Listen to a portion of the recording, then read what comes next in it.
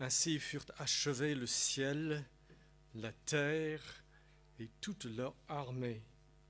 Le septième jour, toute l'œuvre que Dieu avait faite était achevée, et il se reposa au septième jour de toute l'œuvre qu'il avait faite. Dieu bénit le septième jour et le sanctifia, car en ce jour, Dieu s'était reposé de toute l'œuvre qu'il avait faite. Nous sommes en train d'essayer d'étudier, de comprendre le quatrième commandement des 10 commandements. Et nous avons dit que pour comprendre ce commandement, il faut se poser 4 questions. Que signifie le sabbat? Deuxièmement, qui doit garder le sabbat? S'il te plaît, si tu peux simplement éteindre, ce serait bien.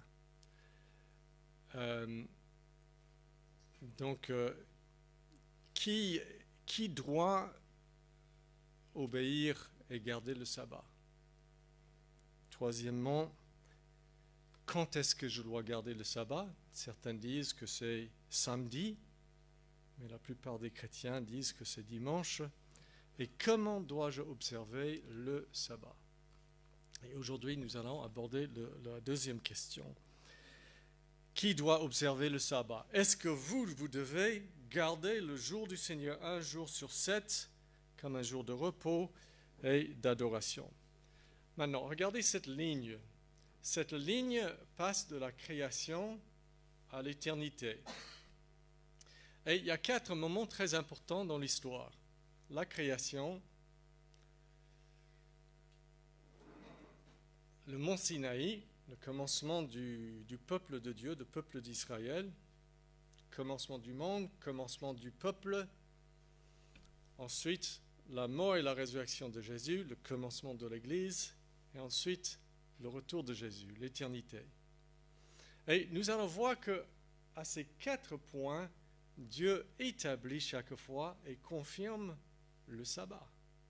L'éternité est appelée le sabbat éternel. À la création, Dieu se repose et le mot signifie, le mot se reposer dans le texte, je vous ai dit, c'est Shabbat. Dieu se Shabbat à la création. Et nous allons voir que tout au long de l'histoire, le sabbat est extrêmement important pour nous.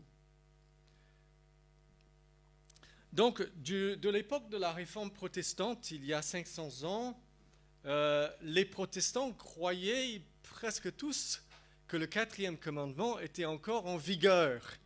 Si vous lisez notre confession de foi, la confession baptiste de 1689, vous allez voir que votre confession de foi dit que le 4e commandement est toujours en vigueur. Le saviez-vous?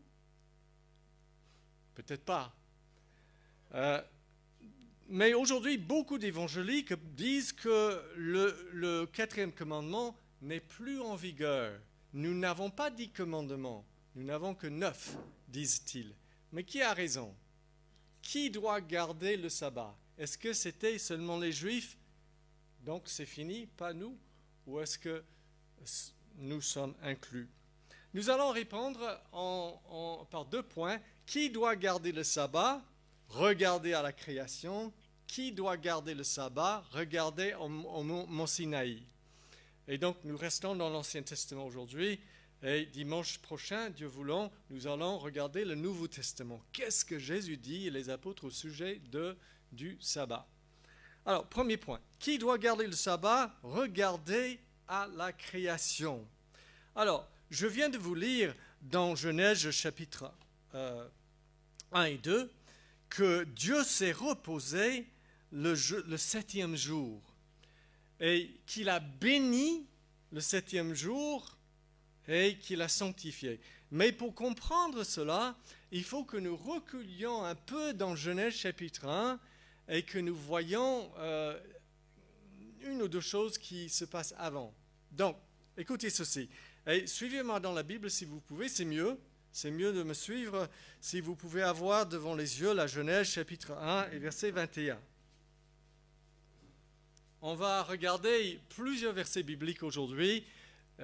C'est toujours mieux de les avoir sur les yeux, mais ce n'est pas obligatoire. Certains gens profitent mieux juste en les écoutant. Mais si, faites comme ça comme c'est mieux pour vous. Donc Genèse chapitre 1 et donc verset 21. Je mets ma montre. Dieu créa selon leur espèce les grands monstres marins et tous les êtres vivants qui nagent et dont les eaux se mirent à grouiller. Il créa aussi tout oiseau ailé selon son espèce. Dieu vit que cela était bon. Dieu les bénit, ces animaux, en disant, comment est-ce qu'il les a bénis? Il les bénit en disant, soyez féconds, multipliez-vous et remplissez les eaux des mers et que les oiseaux se multiplient sur la terre. Quand est-ce que Dieu a béni les oiseaux et les animaux marins? À quel moment de l'histoire? À la création, au moment même où il les a créés. D'accord?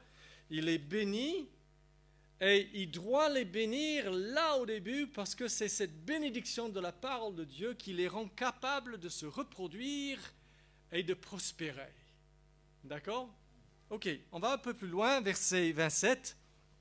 Dieu créa l'homme à son image. Il le créa à l'image de Dieu, homme et femme, il les créa. Dieu les bénit et Dieu leur dit, soyez féconds, multipliez-vous, remplissez la terre et soumettez-la, dominez sur les poissons de la mer, sur les oiseaux du ciel et sur tout animal qui rampe pas sur la terre. Quand est-ce que Dieu a béni l'homme? Au moment de le créer, n'est-ce pas? Parce qu'il fallait qu'il soit béni tout de suite pour pouvoir prospérer, se multiplier et dominer. La parole de Dieu a un effet sur lui qui le rend capable de faire toutes ces choses. Et maintenant, nous lisons Genèse 2, chapitre 2, verset 1. Ainsi furent achevés le ciel, la terre et toute leur armée. Le 7e jour, toute l'œuvre que Dieu avait faite était achevée, et il se reposa au 7e jour de toute l'œuvre qu'il avait faite. Dieu bénit le 7e jour et le sanctifia, car en ce jour, Dieu se reposa de toute l'œuvre qu'il créa.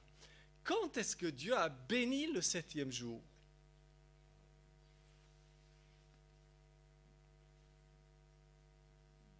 Il a béni au 7e jour. Il a béni tout de suite. Donc, le sabbat, le 7e jour, est établi au moment de la création. La première semaine de la vie humaine, Dieu déjà bénit et met à part le 7e jour pour l'homme. Ce n'est plus un jour normal le 7e jour, c'est un jour à part pour l'Éternel. Ça commence là. Ce n'est pas pour les Juifs. Les Juifs ne sont pas là. On n'est pas dans l'alliance mosaïque. On est à la création. C'est pour l'homme. C'est pour l'humanité. Et quand Dieu bénit, il bénit ça pour qui? Les cieux des cieux est à toi l'Éternel, mais la terre tu as donnée à l'homme, dit le psalmiste. Il bénit les animaux pour l'homme et il bénit le 7e jour comme quelque chose pour l'homme. Le sabbat a été fait pour l'homme, dit Jésus. D'accord? Une bénédiction vient vers vous par un jour de repos où Dieu, tout au long de l'histoire, il met son peuple au repos. Et il les attire vers lui. C'est ça le sabbat. Je te mets en repos et je t'attire vers moi. Un jour de communion et d'adoration. Maintenant, regardez Exode chapitre 20 rapidement. Nous n'avons pas fini avec le jour de la création, on y est toujours. Mais quand Dieu donne les 10 commandements, beaucoup plus tard, il se réfère au jour de la création. Et il appuie le fait que c'est à la création que j'ai établi ce sabbat. Ce n'est pas maintenant au moment de donner les 10 commandements. Regardez, Exode 28. Souviens-toi du jour du sabbat. Souviens-toi, comme ça existe déjà. Je ne suis pas en train de le créer maintenant. Souviens-toi du jour du sabbat pour le sanctifier. Tu travailleras 6 jours et tu feras tout ton ouvrage, mais le 7e jour est le sabbat de l'Éternel ton Dieu. C'est son jour. Tu ne feras aucun ouvrage, ni toi, ni ton fils, ni ta fille, ni ton serviteur, ni ta servante, ni ton bétail, ni l'étranger qui réside chez toi.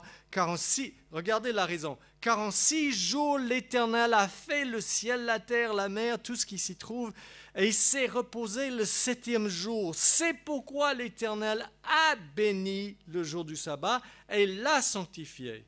Il ne dit pas c'est pourquoi l'Éternel bénit maintenant au mont Sinaï le 7e jour. Il dit c'est pourquoi Dieu a béni à la création et a sanctifié le 7e jour. Le sabbat, donc, les amis, est ce qu'on appelle, excusez-moi de ce grand terme, une institution créationnelle.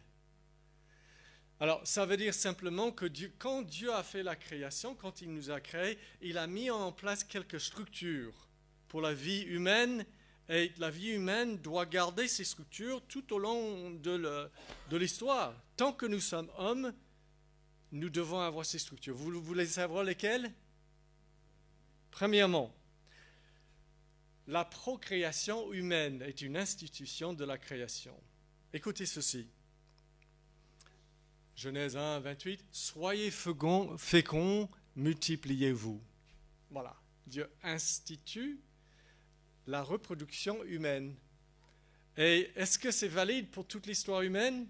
Les hommes se multiplient toujours? On a des enfants? Ok, donc ça fait partie de ce que c'est que d'être homme devant Dieu. Deuxièmement, le mariage. Genèse 2, l'homme quittera son père et sa mère et s'attachera à sa femme et ils deviendront une seule chair. Est-ce que le mariage est toujours valide pour l'humanité? Oui. C'est pour tous les hommes? Oui, même si quelques-uns ne veulent pas, c'est pour tous les hommes. C'est pour tout le temps. On se marie toujours jusqu'à ce que l'histoire finisse. Troisièmement, le travail. Genèse 2,15, l'Éternel prit l'homme et le plaça dans le jardin d'Éden pour le cultiver, du travail, et pour le garder. Et ensuite, il dit dans le chapitre 3, c'est à force de peine que tu en tireras ta nourriture tous les jours de ta vie. Tu vas peiner maintenant après le péché, mais le travail est là même avant le péché. D'accord? Est-ce qu'on doit toujours travailler? Oui. Être humain, c'est travailler. Même Paul va dire, si quelqu'un ne veut pas travailler, qu'il ne mange pas. Donc, c'est valide pour, pas simplement les Juifs, mais pour tous les hommes. La reproduction, le mariage, le travail et la domination. Genèse 1, remplissez la terre et soumettez-la. Dominez sur les poissons de la mer, sur les oiseaux du ciel et sur tout animal qui rampe sur la terre. Est-ce que c'est toujours le cas? C'est l'homme qui domine sur les animaux? Oui. Ce n'est pas simplement les Juifs, c'est l'humanité. Être homme, c'est être le chef de ce monde. D'accord? Maintenant, la procréation, le mariage, le travail et la domination ont été créés au même moment que le sabbat. Au moment de la création, Dieu a établi les 5 structures et nous venons de voir que les 4 que je viens de mentionner sont encore en vigueur. Être homme, c'est procréer, se marier travailler, dominer et se reposer. Faire sabbat. Donc, les institutions créationnelles ne sont pas pour les Juifs, c'est pour l'homme en tant que l'homme. Tu ne peux pas être complètement humain sans le travail et sans le sabbat. Est-ce que Jésus est d'accord? Jésus dit, ce n'est pas l'homme qui a été fait pour le sabbat, mais le sabbat a été fait pour l'homme. Il n'a pas dit le sabbat a été fait pour Israël. Il a dit le sabbat a été fait pour anthropos en grec, ce qui veut dire l'homme, l'humanité. Nous verrons cela dimanche prochain, Dieu voulant, plus en détail, parce que c'est extrêmement intéressant ce que Jésus dit, et il revendique être le Seigneur du sabbat dans ce nouveau royaume de l'Église chrétienne. Est-ce que c'est logique que le sabbat soit établi à la création et que le sabbat, c'est un jour sur 7 de repos, c'est quelque chose qui nous convient, qu'on doit avoir? Je pense que c'est très logique parce que l'homme est toujours, l'homme tel que Dieu le veut, il est travailleur et il est adorateur. Et le 4e commandement est au sujet du travail. Tu travailleras 6 jours. Et le 4e commandement est au sujet de l'adoration. Un jour tu te reposeras, c'est un sabbat à l'Éternel.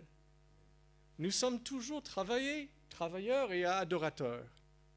Et nous avons besoin que Dieu soit le Seigneur de notre temps pour structurer ces deux activités. Est-ce que nous voyons, si nous avons raison, que le sabbat a été établi non en Mont Sinaï pour les Juifs, mais à la création pour toute l'humanité? Est-ce que dans la Bible, quelque part, avant Mont Sinaï, avant les 10 commandements, avant l'alliance mosaïque, nous voyons des gens garder le sabbat? Oui. Exode chapitre 16, nous lisons. Tous les matins, chapitre 16, verset 21. Exode 16, 21.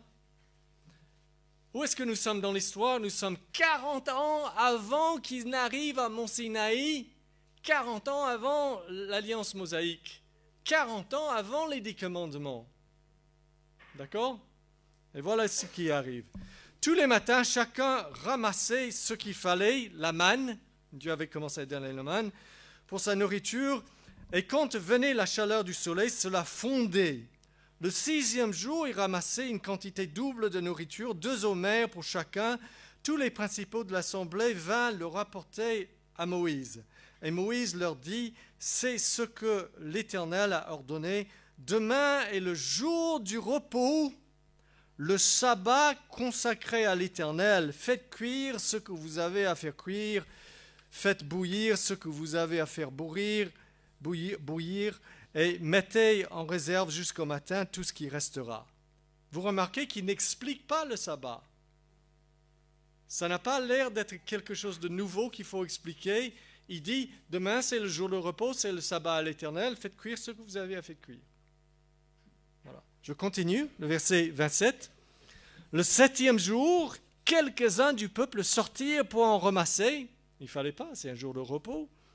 Et ils n'en trouvèrent point. Alors l'Éternel dit à Moïse, « Jusqu'à quand refuserez-vous d'observer mes commandements et mes lois ?» Alors si c'est la première fois qu'il doit faire ça, si le sabbat est nouveau, est-ce que Dieu va parler comme ça? Non. C'est quelque chose d'ancien. Et Dieu dit, « Jusqu'à quand est-ce que vous n'allez pas obéir le sabbat ?» Et il dit, « Considérez que l'Éternel vous a donné le sabbat. » On n'est pas encore dans l'alliance mosaïque. Elle n'est pas faite. C'est pourquoi il vous donne au 6e jour de la nourriture pour 2 jours, et ainsi de suite. Et si le sabbat existait vraiment avant mont Sinaï, avant l'alliance mosaïque, nous trouverions certainement dans l'histoire humaine, avant les Juifs et en dehors des Juifs, d'autres peuples qui avaient un vague souvenir du sabbat, n'est-ce pas, et qui gardaient un jour sur 7. C'est exactement ce que les archéologues trouvent. Écoutez ceci. Hésiode, poète grec qui a vécu 700 ans avant Jésus-Christ, dit ceci au sujet du sabbat. Je cite. Le premier, le quatrième et le septième sont des jours sacrés. Il s'exclame encore. Le septième jour, une fois de plus, est un jour sacré. Le septième jour, une fois de plus, l'aube splendide du soleil. Maintenant, vous devez comprendre que les hommes vont se rappeler. Adam et Ève ont enseigné à leurs enfants ont enseigné à leurs enfants, et l'humanité savait qu'il y avait un jour sur 7 qui était sacré. Mais bien sûr, les hommes vont aller adorer les mauvais dieux ce jour-là. Et ils ne vont pas garder peut-être le bon jour, mais ils vont garder un jour sur 7. Écoutez ceci. Homère. Vous vous rappelez de Homère? Il est fameux parce c'est un poète grec qui a écrit des ouvrages très renommés qui s'appellent l'Iliade et... aide-moi. L'Odyssée, oui. D'accord. Donc, voilà ce que Homère dit. Le septième jour est arrivé, le jour sacré. Du nouveau, il dit, le septième jour était sacré. Et encore, il dit, ailleurs dans un de ses ouvrages, le septième aube était proche, et avec elle, toute cette série s'achève. Ensuite, un homme qui s'appelle Porphyre, qui était phénicien, a écrit dans son œuvre, il habitait vers l'année 250 de notre ère, les Phéniciens consacrent un jour sur 7. Et un dernier exemple, écoutez bien, un archéologue renommé du 19e siècle qui s'appelle George Smith a écrit, il était un expert reconnu sur les Assyriens. C'est un des grands empires de l'histoire. Et voilà ce qu'il dit.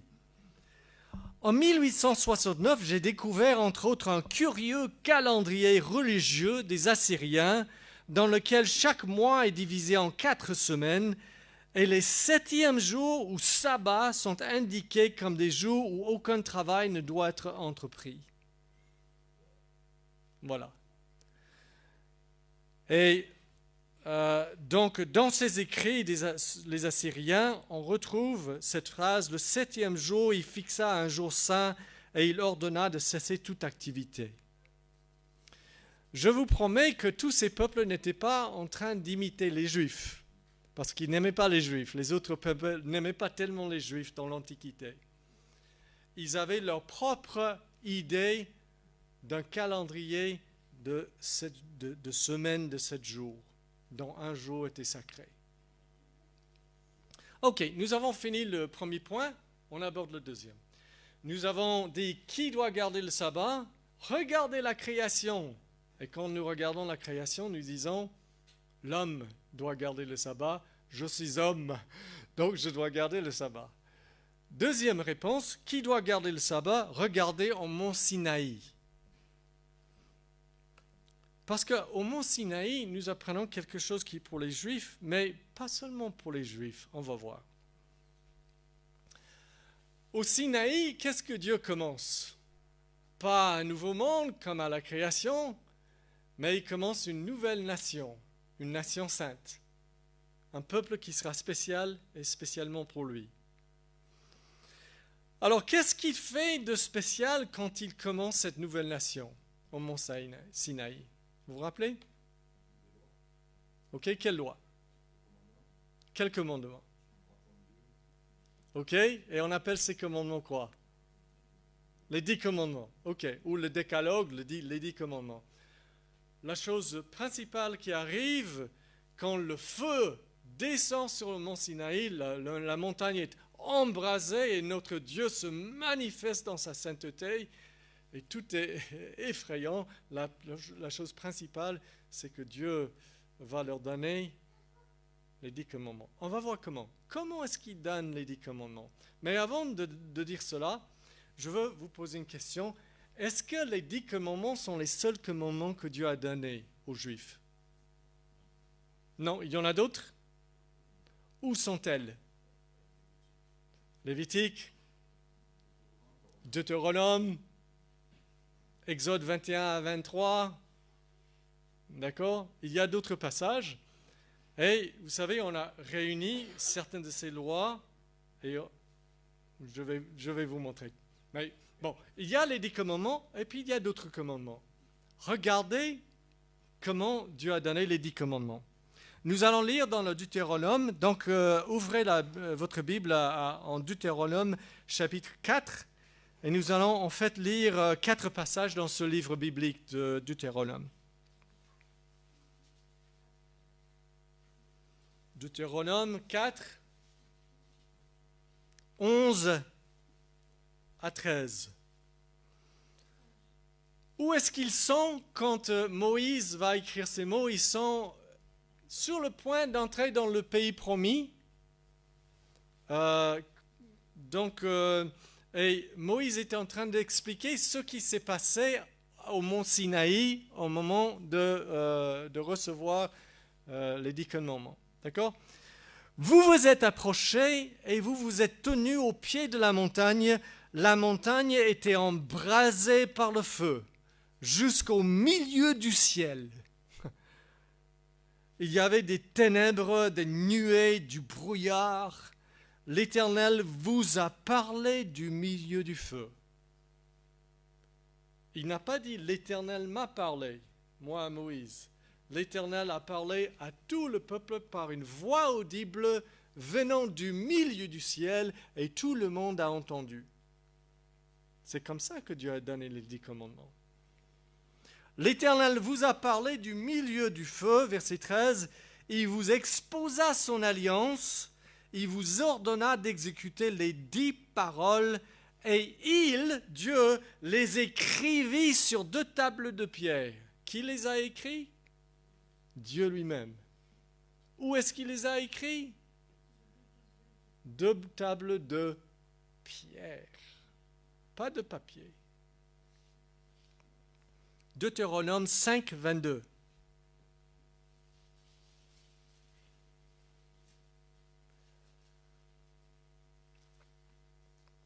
Telles sont les paroles que l'Éternel adressa à toute votre assemblée à haute voix sur la montagne, du milieu du feu, des nuées, du brouillard, sans rien ajouter. Il vient d'énumérer les 10 commandements et il dit, telles sont les paroles que Dieu adressa à toute l'assemblée à haute voix sur la montagne, sans rien ajouter. Pourquoi est-ce qu'il dit sans rien ajouter? Pourquoi est-ce que Moïse précise, Dieu vous a donné ces 10 commandements sans rien ajouter? Non, il n'a pas dit sans rien enlever. Il dit sans rien ajouter. Il va donner d'autres commandements d'une autre manière à d'autres moments. Mais il veut montrer que ces 10 se tiennent seules. Elles sont différentes.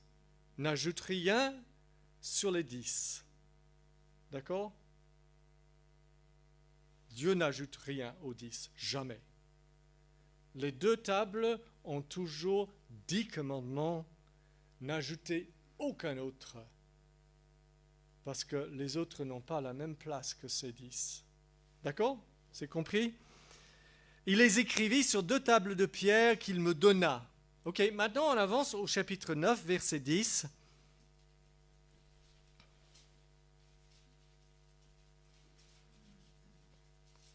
Et l'Éternel, chapitre 9, verset 10, et l'Éternel me donna les 2 tables de pierre écrites du doigt de Dieu, conformément à toutes les paroles que l'Éternel vous avait dites sur la montagne du milieu du feu, le jour du rassemblement. Il parle de la 2e fois que Dieu écrit, parce qu'il a cassé les tables la première fois, Moïse, il doit monter encore à la montagne. Dieu lui donne, Dieu écrit de sa main, miraculeusement sur les tables, encore une 2e fois, et Moïse doit prendre ces 2 tables. Ok, regardez le chapitre 10 et le verset 5, c'est le dernier passage pour cette partie. Je me retournai et je descendis de la montagne, je mis les tables dans l'arche que j'avais faite, l'arche de l'Alliance, ça c'est la boîte qui va dans le Saint des Saints du tabernacle, d'accord? Il met les deux tables en pierre au-dedans de la boîte et elles doivent rester là. Regardez. Il dit, je me retournai et je descendis de la montagne, je mis les tables dans l'arche que j'avais faite et elles restèrent là comme l'Éternel me l'avait ordonné. Ok, maintenant, je résume. La manière dont Dieu a donné les 10 commandements. Par une voie directe, alors qu'il n'a jamais plus fait ça avec quelques commandements que ce soit qu'il a donnés aux Juifs.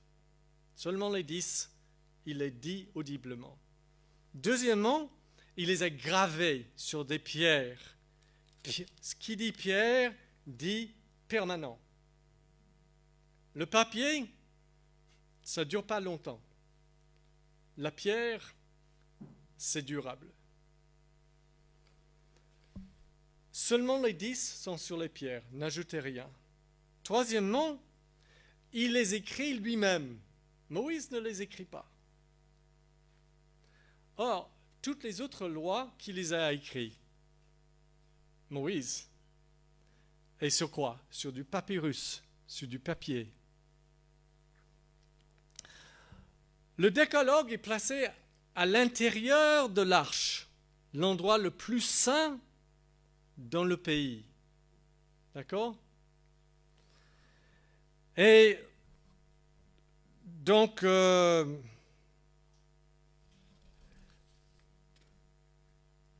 veux maintenant vous montrer au sujet des autres commandements.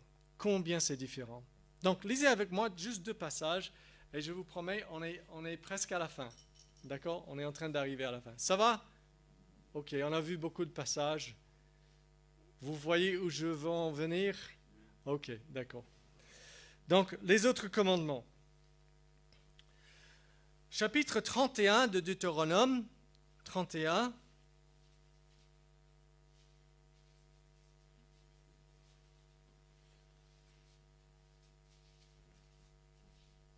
Verset 9, et ensuite je vais lire les versets 24 à 26, mais d'abord le verset 1 du chapitre 31. Moïse écrivit cette loi, on n'est pas en train de parler des 10 commandements, on est en train de parler des autres commandements, des autres ordonnances.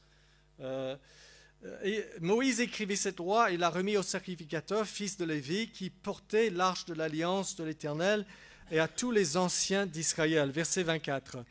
Lorsque Moïse eut achevé d'écrire dans un livre les paroles de cette loi, pas les 10 commandements, mais les autres, jusqu'à la fin, il donna cet ordre aux Lévites qui portaient l'arche de l'alliance de l'Éternel. Prenez ce livre de la loi et mettez-le à côté de l'arche, pas dans l'arche, mais à côté de l'arche de l'alliance de l'Éternel, votre Dieu. Il sera là comme témoin contre toi. Donc nous avons deux choses. Nous avons les tables à l'intérieur de l'arche et nous avons le livre de la loi juste à côté de l'arche. Une donnée par la voix de Dieu directement, écrite par Dieu lui-même sur des tables de pierre, et l'autre écrite par Moïse sur du papyrus. Pour qu'on comprenne bien qu'il y a une différence entre les deux. Maintenant, Deutéronome chapitre 4, versets 11 à 14. Je vous ai déjà lu une partie de ce passage, mais je n'ai pas lu un verset. Maintenant, j'ajoute ce verset. 4, 11. Vous vous êtes approchés et vous vous êtes tenus au pied de la montagne. La montagne était embrasée par le feu jusqu'au milieu du ciel. Il y avait des ténèbres, des nuées, du brouillard. L'Éternel vous a parlé du milieu du feu. Il vous exposa son alliance qui vous ordonna d'exécuter les 10 paroles et les écrivit sur 2 tables de pierre. En ce temps-là, à cette époque, l'Éternel me commanda de vous enseigner des prescriptions, des ordonnances, afin que vous les mettiez en pratique. Ça, c'est d'autres lois, ce n'est pas les 10 commandements. L'Éternel m'ordonna de vous enseigner des prescriptions et commandements, afin que vous les mettiez en pratique où? Dans le pays dans lequel vous entrez. Ça, c'est la partie importante. Les autres lois sont pour une pratique dans le pays pendant l'alliance mosaïque. Les 10 sont pour une pratique partout et par tout le monde. Quelles étaient ces lois qui devaient être pratiquées que par les Juifs, que seulement sous l'alliance mosaïque et qui ne vous concernent plus? Vous voulez des exemples? Exemple 1. Parmi les villes que vous donnerez aux Lévites, vous donnerez 6 villes de refuge où pourraient s'enfuir le meurtrier et 42 autres villes.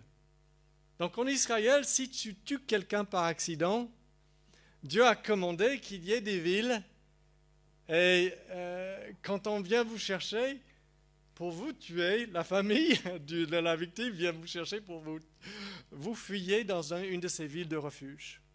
Est-ce que la France a des villes de refuge? Est-ce que nous devrions en établir? Non.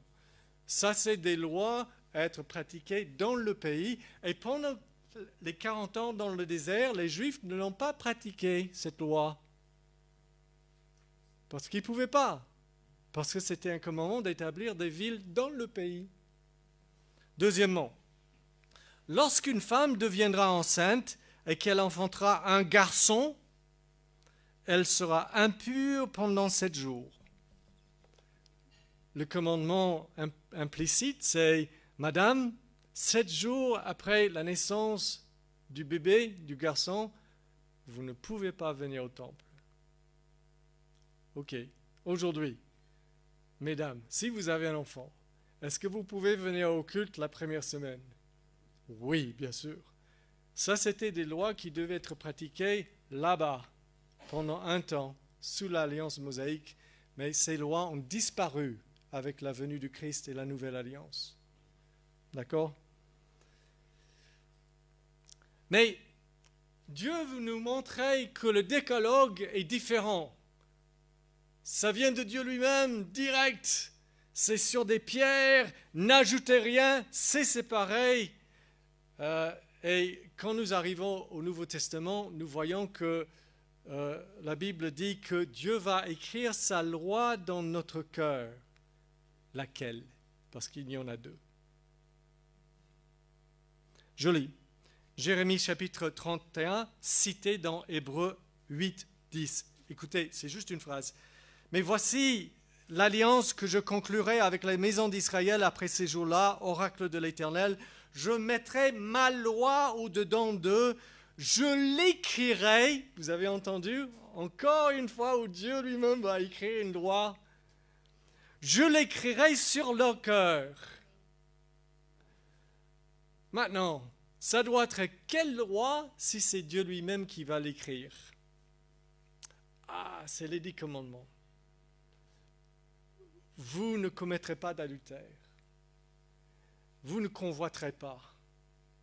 Vous n'aurez pas d'autre Dieu devant sa face. Vous ne porterez pas faux témoignage. C'est cette loi-là qui est de plus en plus devient le penchant de votre cœur. Vous êtes penché dans cette direction, de ne pas mentir, de ne pas voler, de ne pas commettre l'adultère. C'est ça la sanctification, n'est-ce pas? Dieu écrit dans mon cœur, il incline mon cœur vers tout ce que le décalogue dit. Est-ce que c'est vraiment le décalogue? Ils sont 10 qui sont écrits dans la pierre. Si le sabbat était un commandement à disparaître un jour, il aurait été écrit sur papier par Moïse. Les 9 autres sont permanents.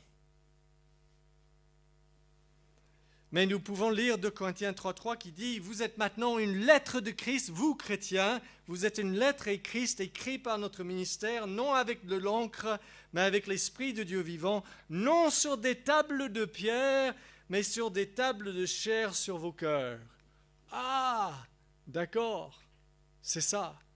la loi de Dieu écrite dans notre cœur, c'est comparé à ce qui avait été écrit sur des tables de pierre. C'est la même loi.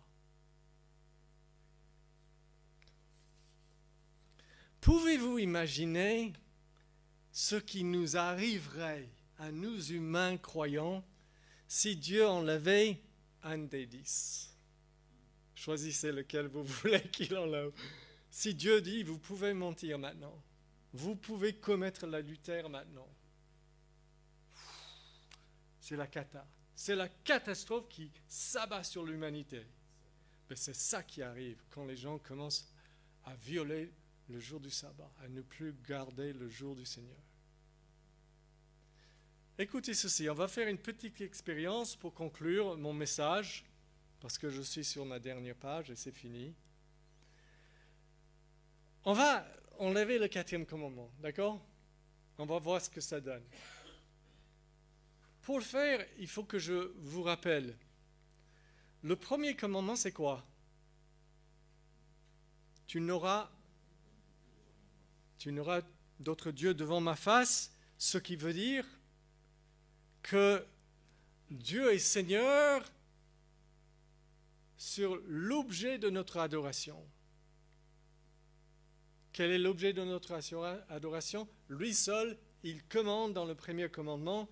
L'objet de ton adoration, c'est moi qui le décide et c'est moi. D'accord? 2e commandement, c'est quoi? Tu ne feras pas d'image taillée pour me représenter. Ce qui veut dire que Dieu est Seigneur de la manière de mon adoration.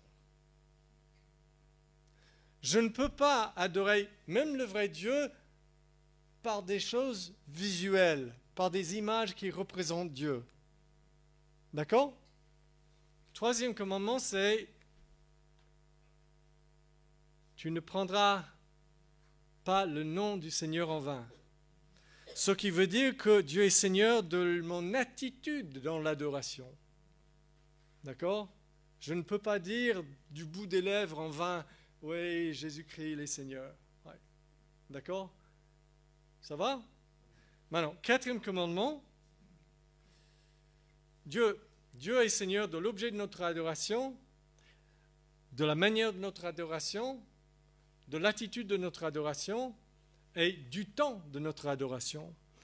Tu travailleras 6 jours, tu feras tout ton ouvrage, mais le 7e jour est le sabbat de l'Éternel ton Dieu, tu ne feras autre que nous. C'est un sabbat à l'Éternel.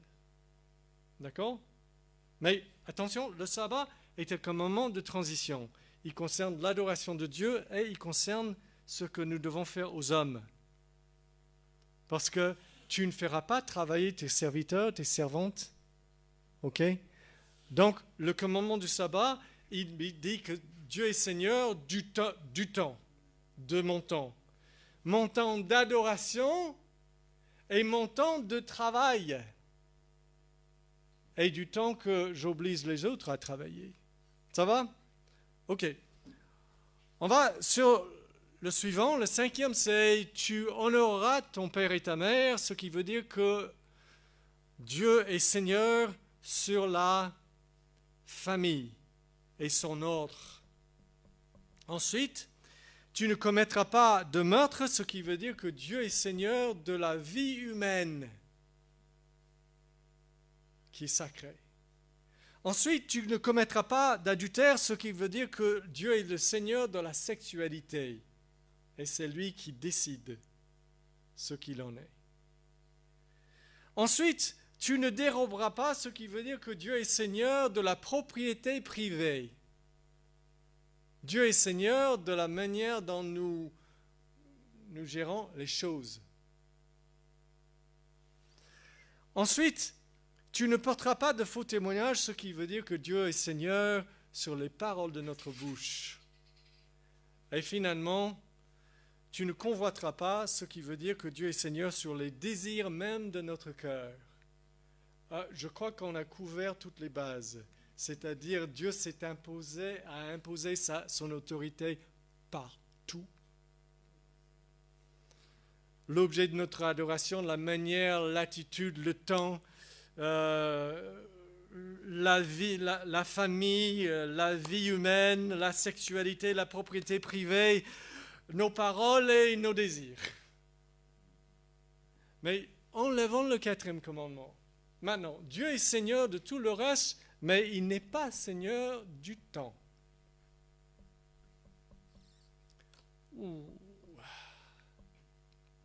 Ce qui veut dire que si tu es employeur chrétien, tu peux faire travailler ton employé 14 jours de suite sans lui donner un jour de repos, parce qu'il n'y a plus de quatrième commandement. Si Dieu ne le commande pas, personne ne peut vous imposer de le faire.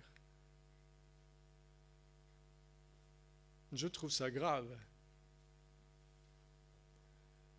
Vous pouvez vous-même travailler 15 jours, 30 jours, sans prendre un jour de repos. Et vous pouvez vivre comme ça, et vous perdre, vous plonger, vous perdre complètement dans le travail. Et il y a des gens qui le font. Et si le quatrième commandement n'existe plus, personne ne peut dire à une église que j'implante et je commence que nous devons adorer, avoir un culte le dimanche et tous les dimanches. Non, nous, on va avoir un culte toutes les 3 semaines seulement. Parce qu'il n'y a aucun commandement pour me dire.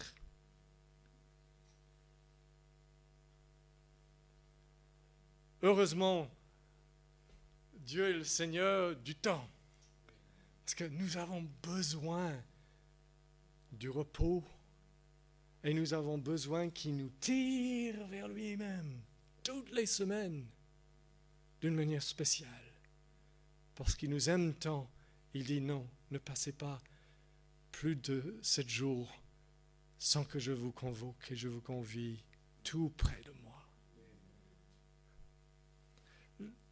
Qu'est-ce que nous avons conclu? Nous avons regardé l'Ancien Testament, nous avons vu à la création, Dieu met l'âme au repos et la tire vers lui.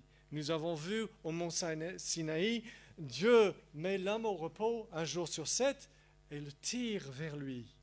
Un sabbat spécial. Nous avons vu qu'il met cette loi sur des pierres en permanence et il les écrit sur notre cœur, la même loi qui inclut le sabbat. Maintenant, pour aimer comme il faut être instruit. Vous le savez? Vous savez que parfois on aime mal parce qu'on est ignorant. C'est pour ça que Paul prie dans les Philippiens que votre amour augmente de plus en plus en connaissance et en pleine intelligence. Parfois, nous n'aimons pas quelque chose comme le sabbat, le jour du Seigneur, parce que nous ne le comprenons pas. C'est pour ça que je suis là aujourd'hui. Je veux vous pousser à aimer et à avoir cette expérience qu'Ésaïe dit, si tu qualifies le sabbat de délicieux, si tu commences à aimer ce jour de repos, où ton Dieu te dit, repose-toi en Christ, tu es pardonné et viens vers moi, je te l'impose. Si tu qualifies le sabbat de délicieux, le jour saint de l'Éternel, de glorieux, et si tu le glorifies, alors tu feras de l'Éternel tes délices, car la bouche de l'Éternel a parlé. Et nous verrons le reste dans les séances qui suivent. Je crois qu'on va prier quand même. Je vais demander à deux